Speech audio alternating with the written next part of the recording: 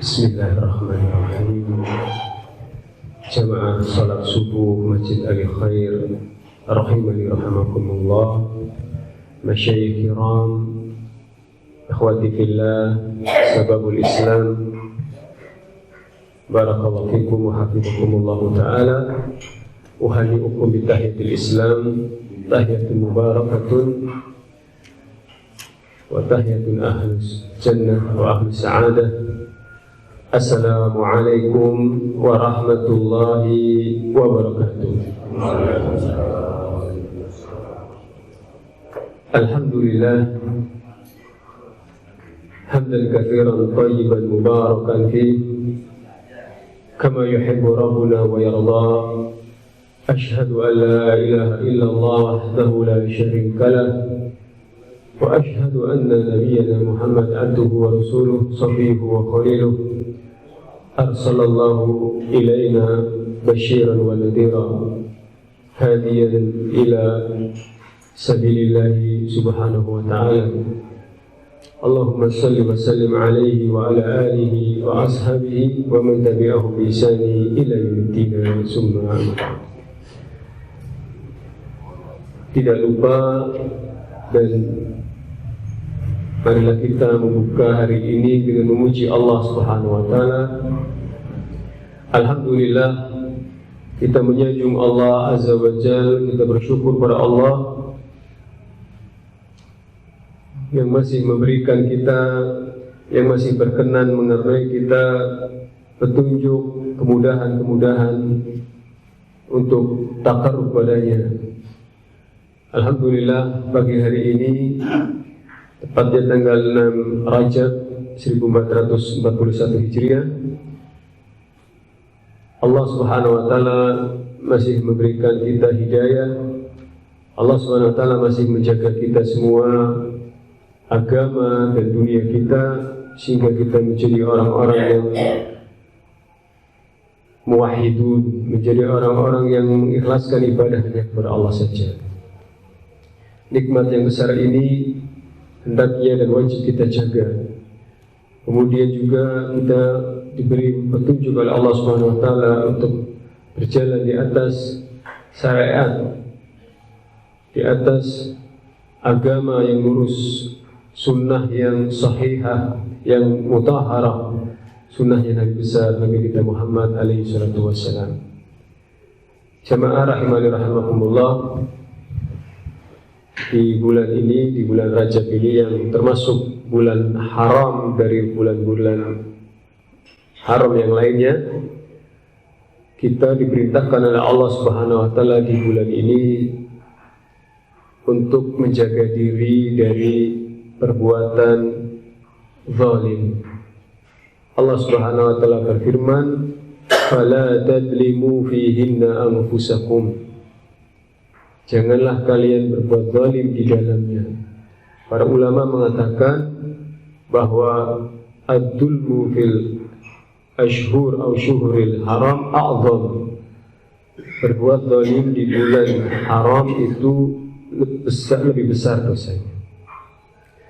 Dan kezaliman yang paling zalim adalah ketika seorang hamba yang sudah diberi rizki, yang sudah diciptakan oleh Allah Subhanahu wa taala, kemudian dia tidak mau beribadah kepadanya, dia tidak taat kepadanya. Itulah kezaliman yang besar. Oleh karena itu, mafhum mukhalafahnya, kebalikannya, ketika kita berada di bulan ini, maka hendaknya kita berbuat adil. Dan adil yang paling adil adalah ketika kita seorang hamba yang setiap hari diberi karunia, setiap hari dijaga, setiap hari diberi rizki, diberi makan dan minum, dijaga kehidupannya, maka kita tunaikan kewajiban kita. Sebagai hamba Allah, kita beribadah hanya kepada Allah saja. Sebagai umatnya Rasulullah SAW, kita mengikuti syariatnya Nabi Muhammad SAW saja. Nah, itulah keadilan yang paling adil. Dan itulah pahala yang besar di antara pahala-pahala yang paling besar. Oleh karena itu, di antara kewajiban kita kepada Allah Subhanahu wa taala adalah kita mempelajari agama Allah SWT. Kewajiban kita adalah mengkaji, berusaha untuk mengetahui, kemudian memahami dan mengamalkan apa yang Allah Subhanahu wa taala syariatkan kepada manusia, kepada kaum muslimin, kepada umat Islam. Dan inilah hendaknya hari-hari kita itu diisi untuk hal yang seperti itu.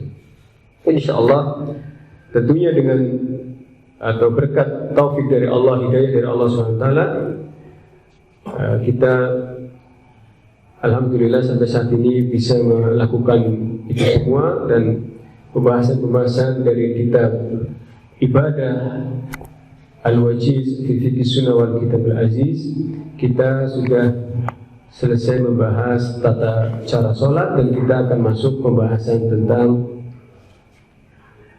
sholatul tatawwu, sholat tatawwu atau sholat nawafil. Jamaah rahimani rahimakumullah. Namun sebelum kita masuk ke sholatul tatawwu, setelah kita mengarungi, kita berbulan-bulan mengkaji kaifiyatus sholat, tata cara sholat mulai dari sebelum sampai masuk sampai selesai, kemudian zikir-zikir, kemudian yang di dalamnya ada yang rukun, ada yang wajib, ada yang sunnah, ada yang makruh dikerjakan dengan berbagai macam ikhtilaf para ulama. Artinya kita menyimpulkan bahwa selama rukun itu dikerjakan, sholat kita sahih. Semakin banyak sunnah-sunnah dikerjakan, semakin pahala semakin besar. Kemudian yang kedua, dalam kaifiyatus shalah, hal-hal yang berkaitan dengan furu, cabang-cabang dari salat tersebut, seperti gerakan dan seterusnya, selama itu bukan rukun, maka kita hendaknya harus tasammuh. Tasammuh artinya berlapang dada dengan saudara kita yang mungkin berbeda dalam kaifiyah tersebut. Jamaah rahimani rahimakumullah, setelah kita diberi taufik oleh Allah SWT mengetahui cara mendekatkan diri kepada Allah, yaitu cara yang paling afdal, yaitu cara yang paling utama, yaitu sholat, kita ingin menambah pundi-pundi amal kita dengan sholat-sholat yang tidak difardukan. Kalau difardukan ya jelas.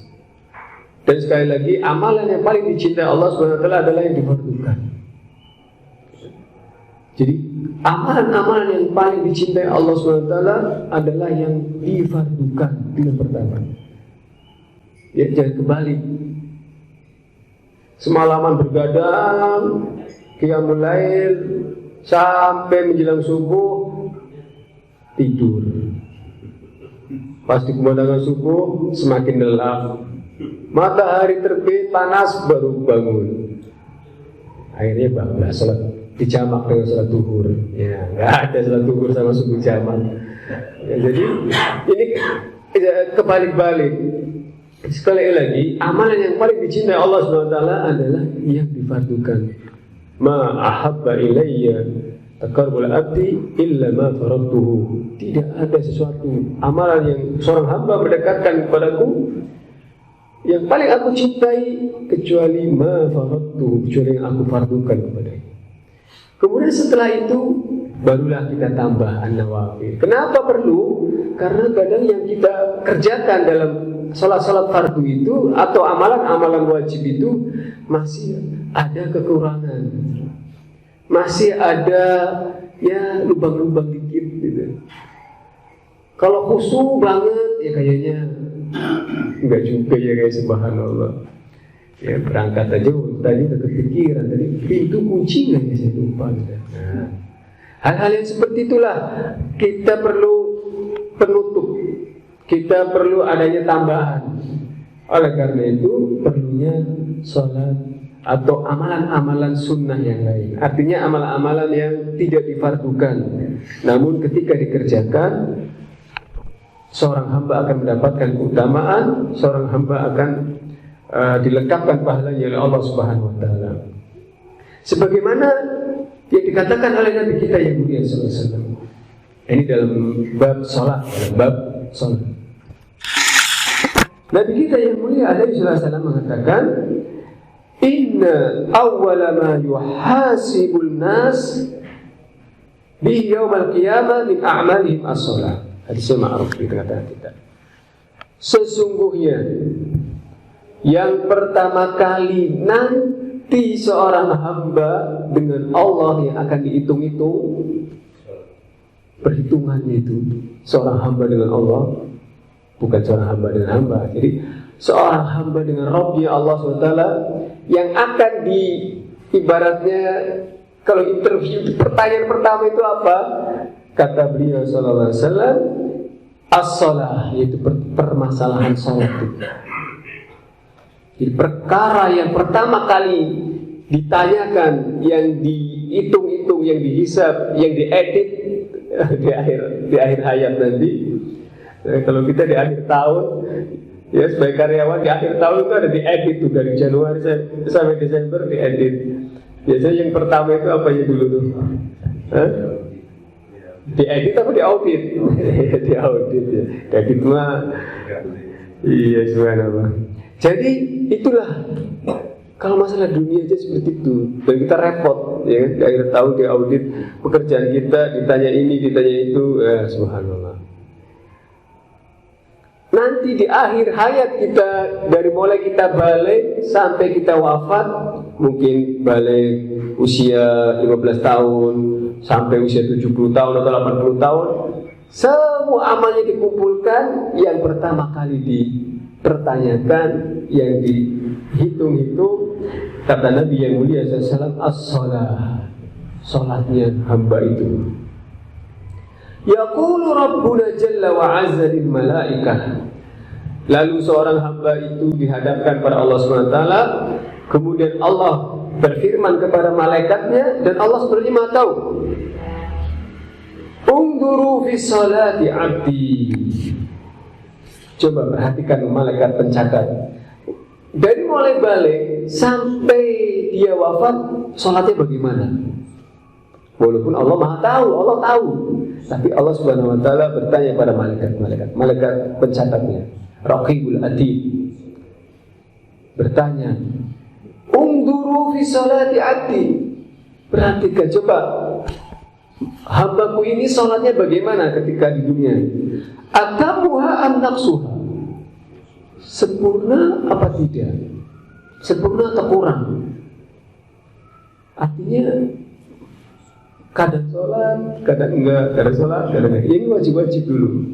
Atau jangan-jangan sholatnya model sholatnya puasa Daud. Hari ini sholat, besok enggak. Hari ini sholat, besok enggak.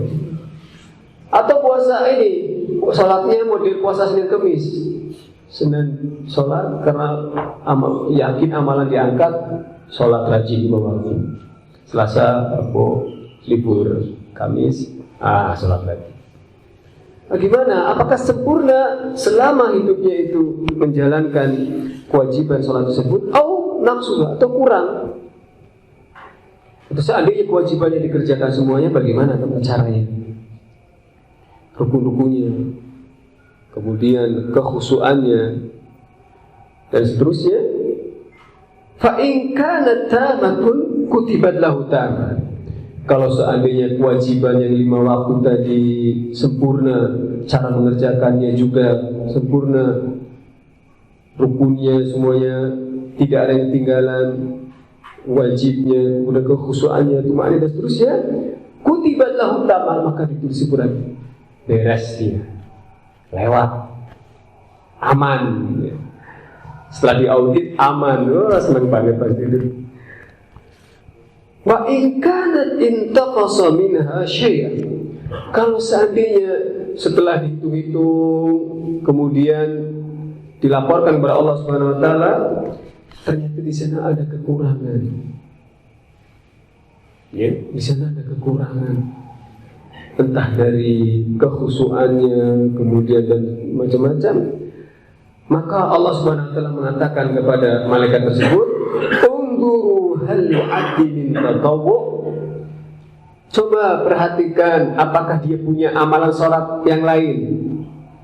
Dari fardunya tadi yang sudah dikerjakan 5 waktunya, beres, tapi cara mengerjakannya masih ada kekurangan. Ada amalan sholat sunnah yang lain nggak? Fa in kana lahu tatawwu, setelah diteliti ternyata ada sholat sunnahnya. Sholat sunnah sebelum, misalkan sholat sunnah sebelum subuh, atau sholat sunnah ketika masuk masjid, dan seterusnya. Banyak dia amal sholat sunnah, baik di rumah maupun di masjid. Dihitung-hitung oleh malaikat banyak. Maka Allah Subhanahu wa taala mengatakan, "Atammu li'abdi faridatahu min at-tatawwu." Yang tadi salat sunnah tadi, yang tatawwu tadi, kumpulkan dan lengkapilah, masukkan kepada salat fardu. Yang tadi salat fardu itu banyak kekurangan. Ya, itulah dari hadis ini diriwayatkan oleh Imam Abu Dawud dan Nasa'i.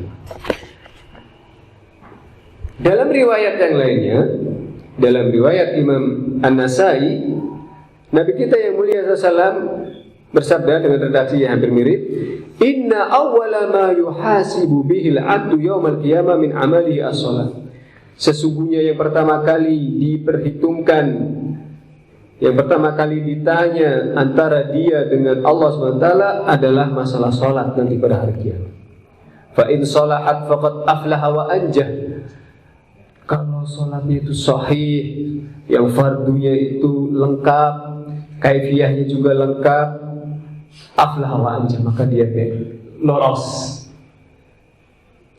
dia. Aduh, lama banget ya Pak Ustadz ya. Saya sih pengennya lolos, cuman kan setiap hari 5 waktu. Ya itu makanya ini ujian di dunia. Wa in fasadat faqad khaba wa khasar. Kalau seandainya dia itu sholatnya itu rusak, kewajibannya yang fardunya itu masih rusak, maka sungguh dia akan merugi di akhirat.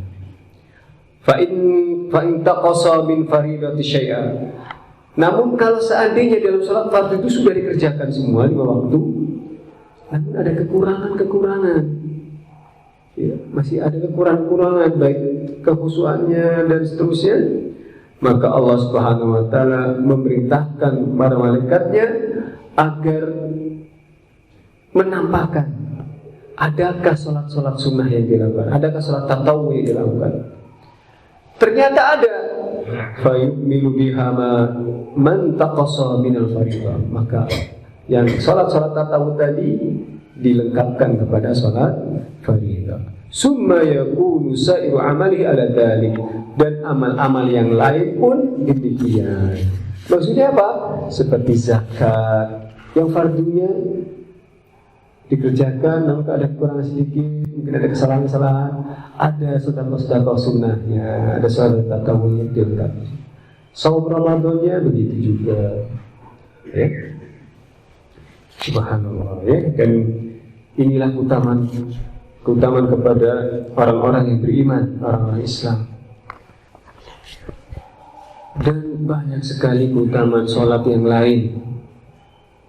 Ya, sebagaimana tadi disampaikan, hadis yang diriwayatkan oleh Imam Bukhari, pertama Allah Subhanahu wa taala itu sangat mencintai amalan fardu.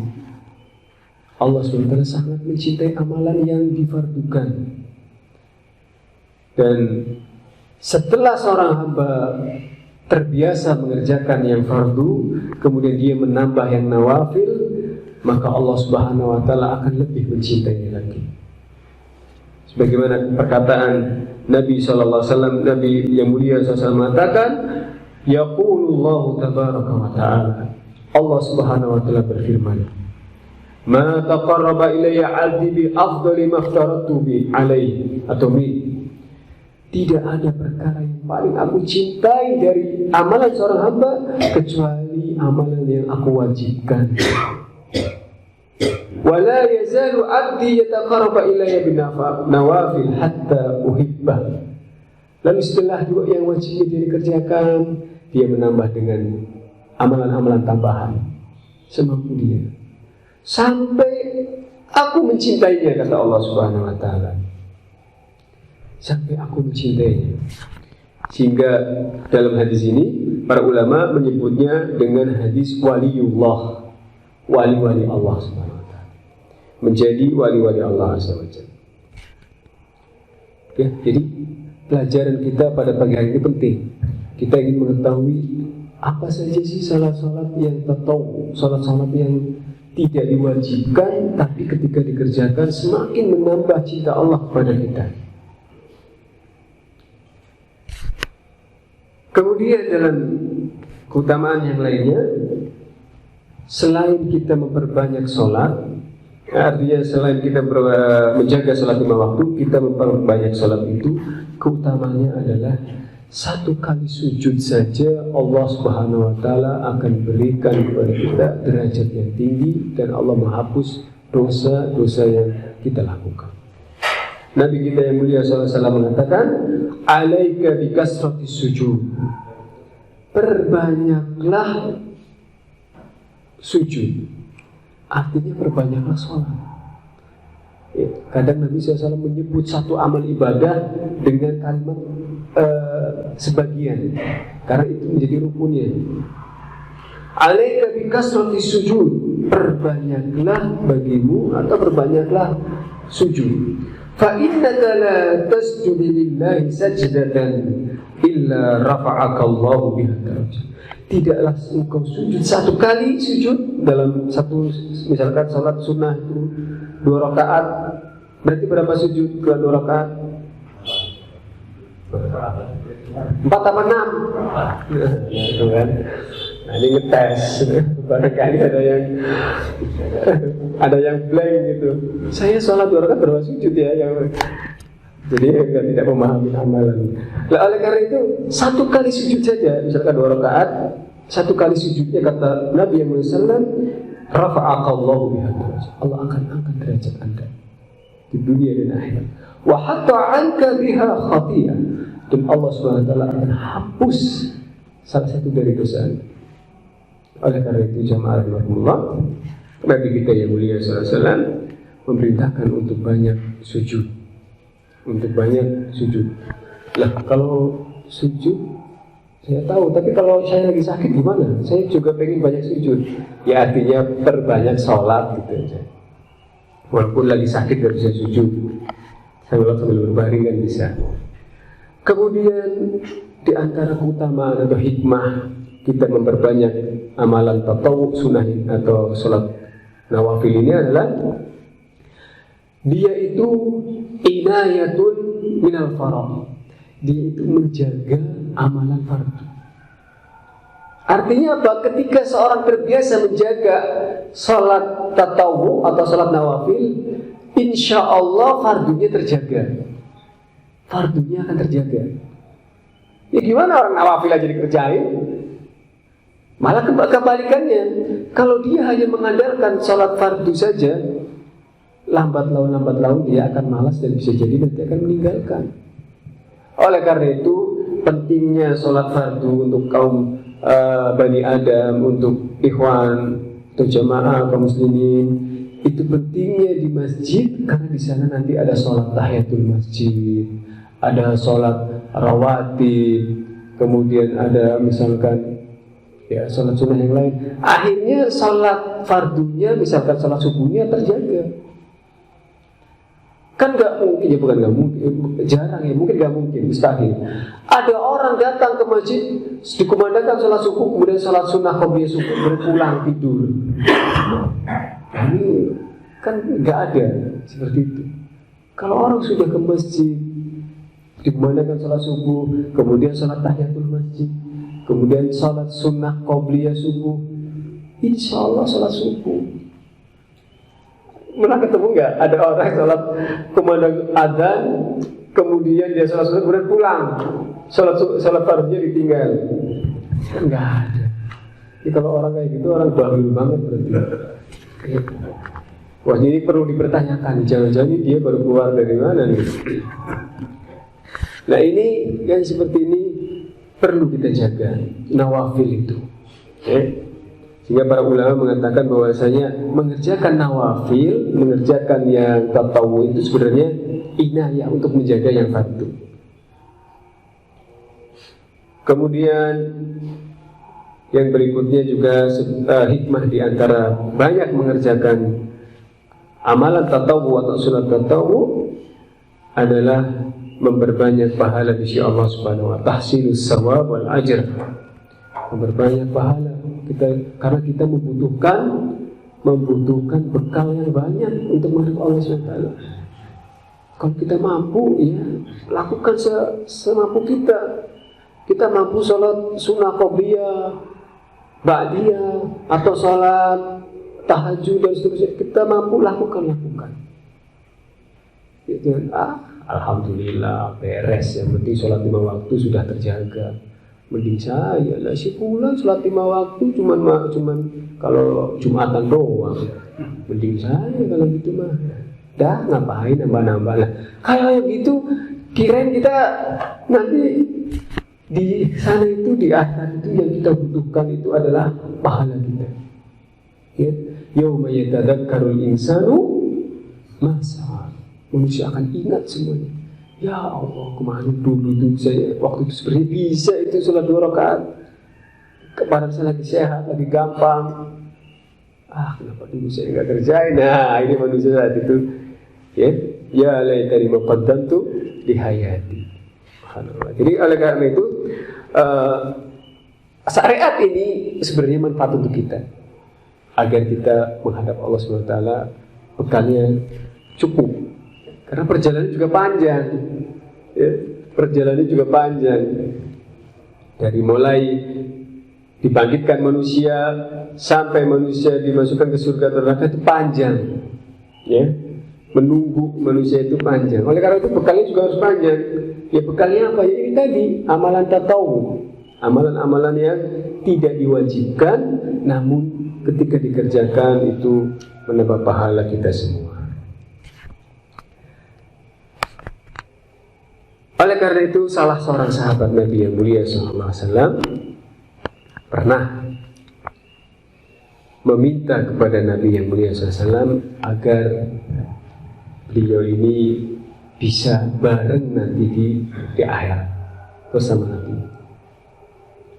Jadi ada seorang sahabat namanya Rabi'ah ibnu Ka'ab al-Aslami. Rabi'ah ibnu Ka'ab al-Aslami pernah ditawari oleh Rasulullah SAW. Apa tawarannya? Yaitu meminta sesuatu yang dia mau. Nabi SAW mengatakan, "Sal, wahai Rabi'ah, minta.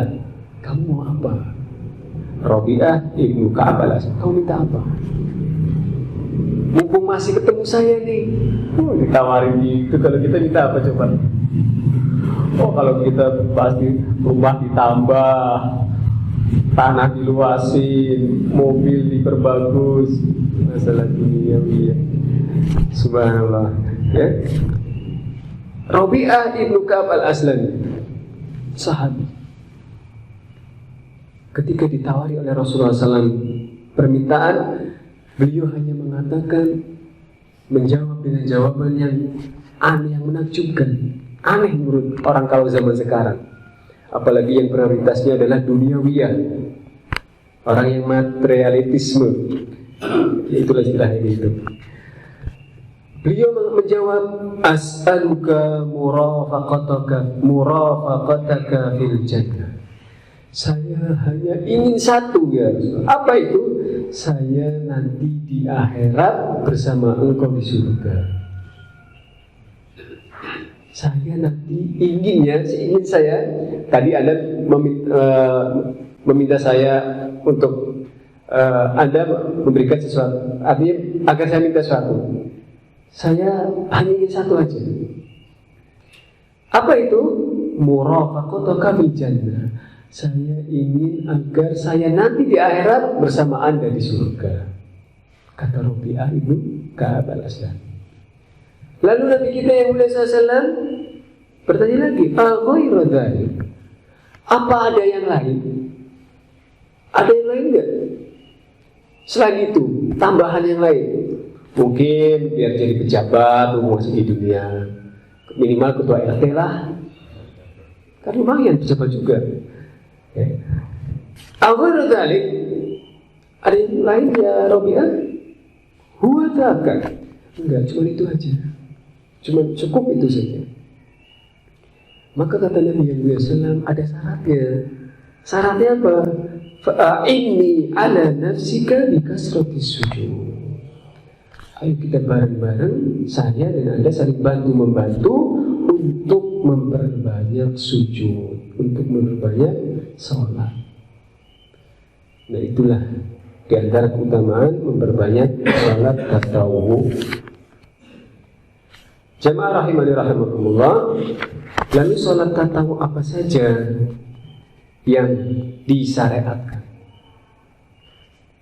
Nah kalau kita sudah mengetahui cara sholat, doa-doanya, tata caranya, itu semuanya berkat hidayah dari Allah. Kemudian kita ingin menambah sholat-sholat apa mau semau kita aja. Pokoknya saya sholat aja, sholat. Oh, bos manggil saya sholat. Orang lagi ada job sholat. Pokoknya sholat aja dah, pokoknya masjid. Nah, jadi nggak seperti itu jamaah, ya. Karena kita juga subhanallah sering kadang salah paham juga. Sudah dijelasin keutamaan sholat tatawwu, akhirnya salah kaprah. Salah kaprahnya apa? Yang dijelaskan ini adalah tatawwu, artinya nawafil, bukan fardu. Sedangkan pekerjaan kita di kantor, kalau kita sudah masuk kantor jam 7 katakanlah, maka yang di sana amalannya adalah fardu. Maka yang fardu yang tatawwu tidak bisa mengalahkan yang fardu. Ini kadang kita sering lihat kalau kita ke kantor, loh, Pak tadi jenengan boleh emang? Pak, ini keutamaan sholat duha, padahal sebenarnya lagi ada kerjaan. Ya tugas, apalagi tugasnya misalkan melayani masyarakat. Nah hal yang seperti itu hendaknya diperhatikan. Jadi yang fardu itu didahulukan. Jadi sering saya lihat juga ustaz-ustaz juga mengetahui keutamaan sholat sunnah, misalkan sholat sunnah duha. Waktunya jam pelajaran, dia pergi ke masjid, sholat sunnah duha. Subhanallah, Ustaz gimana sih Ustaz fikihnya Ustaz? Jadi kita ini mendahulukan yang fardu dulu. Kecuali ada izin, kecuali ada ya entah itu izin tertulis atau tidak tertulis, kita mengetahui bahwasanya waktu ini waktu yang luang mungkin, jika tidak mendolimi pekerjaan kita. Nah, salat sunnah apa saja? Maka para ulama mengatakan bahwa salat sunnah itu terbagi menjadi dua. Salatut tatawwu qisman, mutlaqatun wa muqayyadatun. Ada yang mutlak secara mutlak, ada yang muqayyad, ada yang terikat. Contohnya yang mutlak itu salat sunnah apa saja, ya. Seperti salat sunnah kita habis wudu, kita sholat aja sholat sunnah. Kalau sholat yang muqayyad itu yang terikat, misalnya terikat dengan masjid, masuk masjid terikat, maka ada sholat tahiyatul masjid. Nah itu ada dua, mutlak dan muqayyad. Pembagian seperti ini, bagaimana menurut Ustaz? Pembagian ini boleh, walaupun Nabi SAW tidak mengatakan sholat sunnah itu kisman, sholat sunnah ada dua, mutlak dan muqayyad, yang lainnya bukan, atau tidak. Tapi ini sepanjang sejarah Nabi SAW, kemudian diteliti, kemudian diperhatikan, hadisnya, oh ternyata terbagi menjadi dua, mutlaqah dan muqayyad. Namun sebelumnya, sholat sunnah itu utamanya adalah dikerjakan di rumah. Sholat sunnah utamanya, afdolnya adalah kerjakan di rumah. Berarti di masjid nggak boleh. Loh kan tadi Pak Ustaz bilangnya afdolnya, utamanya, bukan melarang. Boleh aja sholat sunnah di masjid, boleh, monggo silahkan. Tapi yang utama adalah di rumah. Nabi kita yang mulia sallallahu alaihi wasallam mengatakan, "Idza qada ahadukum shalah fil masjid falyaj'al li baitihi nasiba min salatihi." apabila salah seorang kalian, artinya seorang muslim, seorang mukmin, selesai mengerjakan sholat fardu di masjid. Hadis ini juga menunjukkan bahwasanya sholat fardu untuk kaum muslimin wal mukminun itu di masjid. Apabila sudah selesai mengerjakan di masjid dan Allah SWT sudah berikan artinya pahala sholat di masjid itu sudah dapat, falyaj'al li baiti nasiba. Jangan lupa rumahnya juga beri juga bagian. Masjid bercahaya dengan salat-salat sunnah kaum muslimin, salat-salat fardu kaum muslimin. Rumah kita juga kasihlah bagian sedikit. Apa itu? Kata Nabi yang mulia sallallahu alaihi wasallam, fa innallaha ja'ilun fi baitihi min salatihi nura. Sesungguhnya Allah Subhanahu wa taala akan jadikan cahaya dari salatnya itu, Allah Subhanahu wa taala akan jadikan salatnya itu di rumah sebagai cahaya. Jadi salatnya dia sekali di rumah cahaya, dua kali cahaya dan seterusnya. Jadi berilah rumah itu bagian. Ya, sumber cahaya kita dengan sholat sunnah kita atau sholat tarawih kita di rumah. Sekali lagi, bukan dilarang sholat sunnah di masjid, bukan. Boleh, silakan saja. Namun Nabi SAW memerintahkan agar rumah kita pun kasih bagian dengan sholat-sholat tarawih tadi. Dalam riwayat yang lainnya, Nabi yang mulia SAW mengatakan, ij'alu fi buyutikum min sholatikum. Jadikanlah rumah-rumah kalian itu tempat-tempat sholat kalian. Wow, berarti sholat itu benernya di rumah, Ustaz. Tuh hadisnya. Jangan salah. Ini hadis ini berkaitan dengan sholat tarawih. Dengan sholat tarawih, sholat sunnah itu jadikanlah sholat tarawih itu di rumah. Wala tattakhiduha qubura. Dan janganlah jadikan rumah kalian seperti kuburan. Berarti kuburan itu bukan tempat sholat. Ya. Jadikanlah rumah itu tempat sholat. Jangan seperti kuburan. Kalau rumah itu tempat sholat, kalau kuburan bukan tempat sholat. Kuburan itu sepi, adanya jangkrik tuh kalau jengking, sama mungkin pocong kalau yang pernah lihat pocong. Iya, manusia ini subhanallah. Kaum muslim itu kalau cerita setan, pocong itu paling lama. Makanya ada perkataan para ulama, kalau bisa hindarilah obrolan tentang dua hal. Obrolan tentang setan sama obrolan tentang wanita. Ini kalau dua ini sudah dibahas, ini bisa sampai subuh nih. Karena nggak habis-habis cerita pocong, yang satu gereja, yang satu cerita genderuwo, yang satu cerita macam-macam pengalaman semuanya dikeluarkan. Tahu-tahu udah jam 12. Ya subhanallah. Biasanya kumpul RT nih, kalau kumpul RT, kumpul RW bahas masalah pocong itu rame deh. Sambil ngopi lagi, subhanallah ya. Salah subuhnya lewat. Jadi para ulama menjelaskan memang dua hal ini kalau dibahas itu panjang. Nabi kita yang mulia SAW memerintahkan agar rumah kita itu jadikan tempat sholat, bukan kuburan. Karena apa? Kalau rumah itu tidak dijadikan tempat sholat, seperti kuburan persis, gelap gulita, ya, atau istilahnya dengan istilah rumah angker. Rumah angker. Nah mungkin kalau jamaah di sini pasti mau rumah angker. Angker bir. Nah jadi kalau rumah angker itu biasanya murah, karena jual cepat. Makanya kalau nyari rumah angker aja. Saya yakin jamaah sini bisa menjadikannya rumah angker menjadi rumah yang barokah. Jadi yang diperintahkan oleh Rasulullah itu rumah itu untuk sholat sunnah, untuk baca Al-Quran, agar bercahaya, ya, agar bercahaya. Bukan maksudnya cahaya secara hakiki, cahaya makna, sakinah penghuninya, bukan seperti kuburan, gelap kayaknya. Kita gimana sih perasaannya kalau kita di kuburan? Walaupun sama istri kita, baru menikah, baru pengantin baru, di kuburan pasti serem. Pasti deh di kuburan pasti nggak enak. Tapi kalau bercahaya, ya, apalagi rahmat Allah SWT turun, maka itu barokah. Caranya bagaimana? Jadikanlah rumah kita sebagai tempat sholat. Dalam riwayat yang lainnya Nabi SAW mengatakan, "Shollu ayyuhan nasu fi buyutikum." Redaksinya malah perintah. Sholatlah wahai manusia di rumah-rumah kalian. Fa inna afdhala sholatil mar'i fi baitihi ilal maktuba. Karena sesungguhnya seutama-utamanya sholat seorang hamba adalah di rumahnya, kecuali sholat fardu.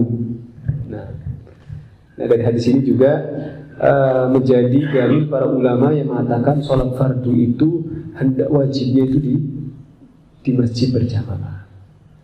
Mereka berdalil dengan hadis ini. Ya, jadi seperti itu jamaah Allah. Sholat sunnah keutamaannya banyak, kemudian kerjakanlah di rumah sebaiknya, bukan berarti melarang. Lalu apa saja sholat-sholat sunnah tersebut? Yang pertama adalah sholat sunnah mutlak yang muakkad. Sholat sunnah yang mutlak dan ditekankan, yaitu sholat sunnah rakaataini qabla duhri. Sholat sunnah 2 rakaat sebelum duhur. Wa rakaataini ba'daha. Sholat sunnah 2 rakaat setelah duhur. Wa rakaataini ba'dal maghrib. 2 rakaat setelah maghrib. Wa rakaataini ba'dal isya. 2 rakaat setelah isya. Wa rakaataini qabla sholat subuh. 2 rakaat sebelum subuh. Wa kanat sa'atun la yadkhuluna yusallam fiha. Dan waktu-waktu itulah yang dilakukan oleh Rasulullah SAW. Ya.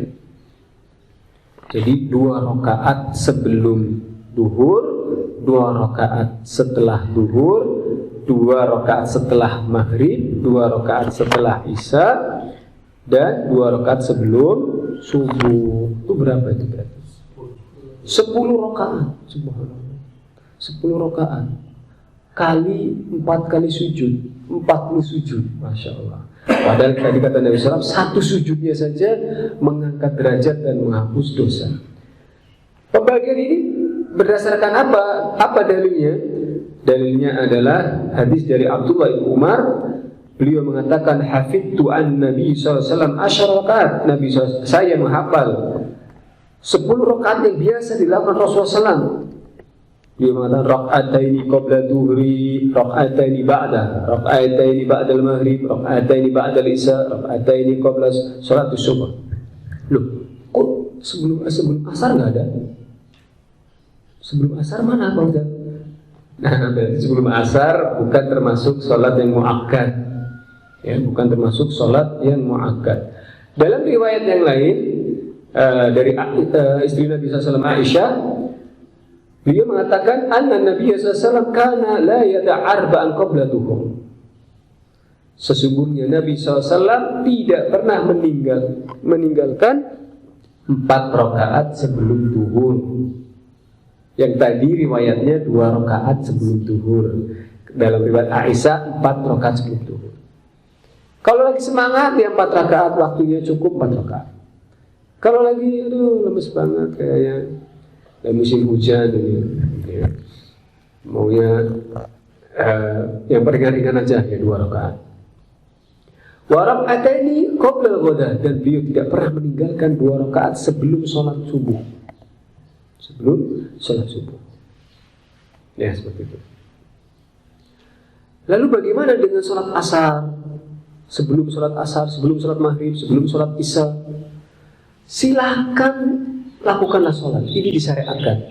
Karena apa? Karena setelah dikumandangkan azan sampai dikumandangkan iqamat, itu boleh mengerjakan sholat. Nabi yang mulia SAW mengatakan, baina kulli adzanain sholat. Di antara 2 adzan itu ada sholat. Silakan sholat. Baina kulli adzanain sholat. Di antara 2 adzan silakan sholat. Silakan sholat. Ya, boleh di sana. Berarti ada sholat yang disunahkan. Lalu bagaimana dengan sebelum asar?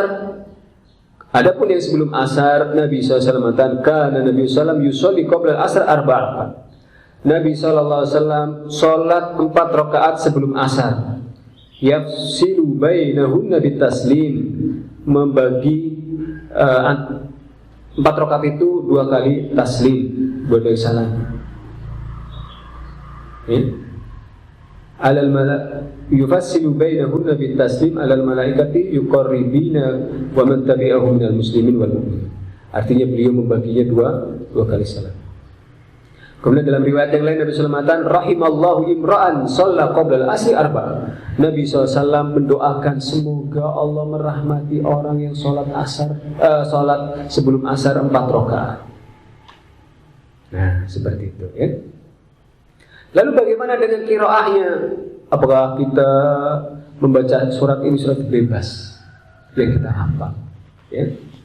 Walaupun di sana ada riwayat tentang disunahkannya membaca surat-surat tertentu dalam sholat sunnah, seperti dalam sholat sunnah sebelum subuh, rakaat pertama Al-Fatihah Al-Kafirun, rakaat kedua Al-Fatihah Al-Ikhlas. Sampai sini ada pertanyaan jemaah rahimani rahimakumullah berkaitan dengan sholat tatawwu. Wassalamualaikum warahmatullahi wabarakatuh. Terus, alhamdulillah jelas semua ya. Mudah-mudahan bisa dipahami semuanya. Nah,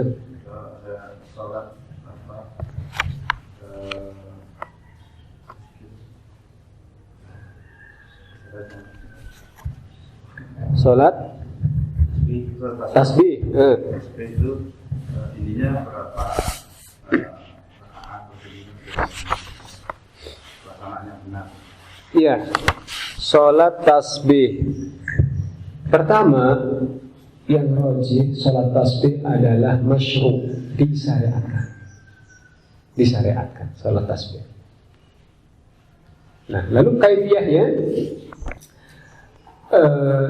adapun kaifiyahnya nanti kita akan bacakan berkaitan dengan sholat tasbih. Namun dia dilakukan seperti sholat yang lain 2 rakaat, namun hanya bacaan saja. Hanya membaca surat ini, surat itu, surat ini, surat itu. Nah, itu sholat tasbih. Namun yang ingin saya tekankan adalah sekali lagi sholat tasbih itu masyru', disyariatkan.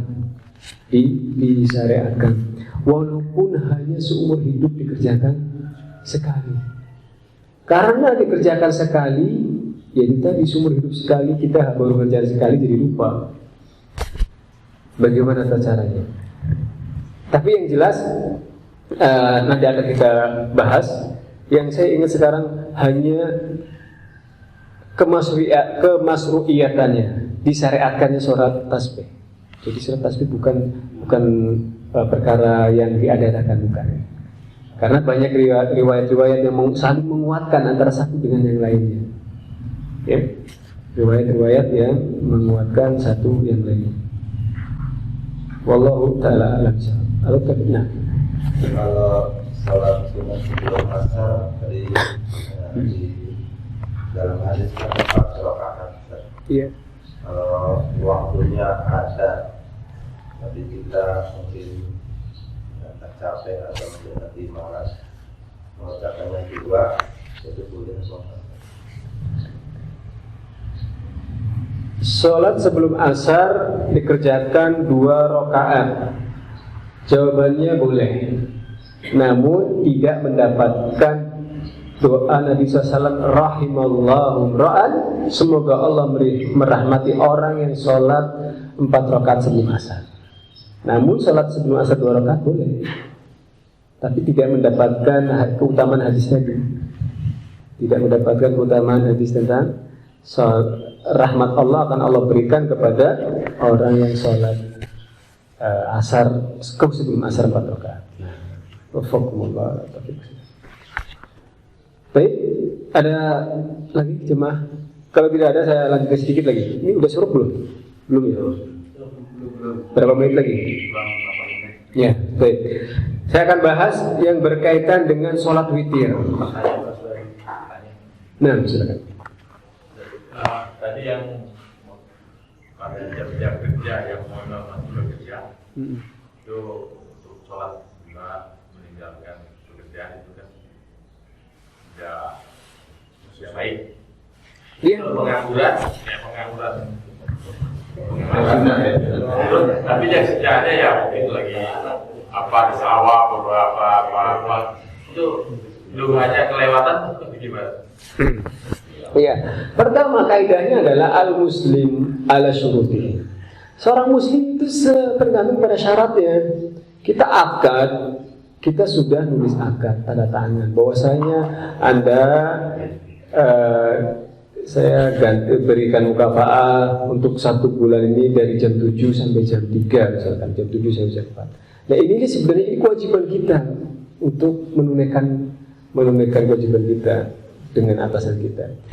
Maka ketika melakukan hal-hal yang sunnah yang kita tahu itu yang pertama hendaknya sesuai dengan izin dulu. Kayaknya ada waktu kalau jam 9, jam 10 kayaknya klien sudah nggak ada, kerjaan juga sepertinya sudah tenang. Gimana Pak? Gimana bos? Saya boleh nggak saya? Wah silahkan, Fadul. Nah baru. Kalau jangan nanti kalau sholat ada yang datang gimana? Nah itu maka jangan seperti itu. Lalu bagaimana dengan yang selain itu yang tidak terikat? Yang kalau orang tidak terikat ya silahkan aja, tidak mengerjakan di kapan saja boleh, karena tidak terikat dengan yang lainnya. Lalu bagaimana kalau meninggalkannya? Ya kalau meninggalkannya tidak berdosa, tapi meninggalkan keutamaan yang banyak. Tentang keutamaan salat duha. Nah, berkaitan dengan salat witir. Salat witir itu salat sunnah muakkadah. Salat sunnah yang sangat ditekankan. Bahkan Nabi kita yang mulia SAW tidak pernah meninggalkannya. Keutamaannya diantaranya adalah innallaha witrun yuhibbul witr. Sesungguhnya Allah itu esa, tunggal, dan Allah mencintai witir, mencintai ganjil. Dalam riwayat yang lain, Nabi SAW, walaupun itu tidak wajib ya salat witir, Nabi SAW perintahkan kepada orang, terutama nih para ustaz, para kiai, para guru, para ahli Quran yang belajar Al-Quran. Nabi yang mulia SAW mengatakan, "Autiru ya ahlal Quran." Witirlah wahai para ya orang-orang yang berkecimpung dengan Al-Quran. Witir. Karena apa? Karena Allah Subhanahu wa taala menjadikan itu bagian dari yang diperintahkan kepada kita semua. Terutama kepada Nabi sallallahu alaihi wasallam witir. Sehingga Nabi sallallahu enggak pernah ninggalin. Dari sahabat Abu Hurairah radhiyallahu taala, innal witra laisa bihatmin. Witir itu memang tidak wajib. Wala ka salatikum maktubah, tidak seperti salat-salat yang 5 waktu. Walakin Rasulullah sallam autara. Akan tetapi Rasulullah sallam itu senantiasa witir. Wa qala, dan mengatakan, ya ahlul Quran autiru. Wahai ahlul Quran, hendaklah kalian senantiasa mengerjakan salat witir.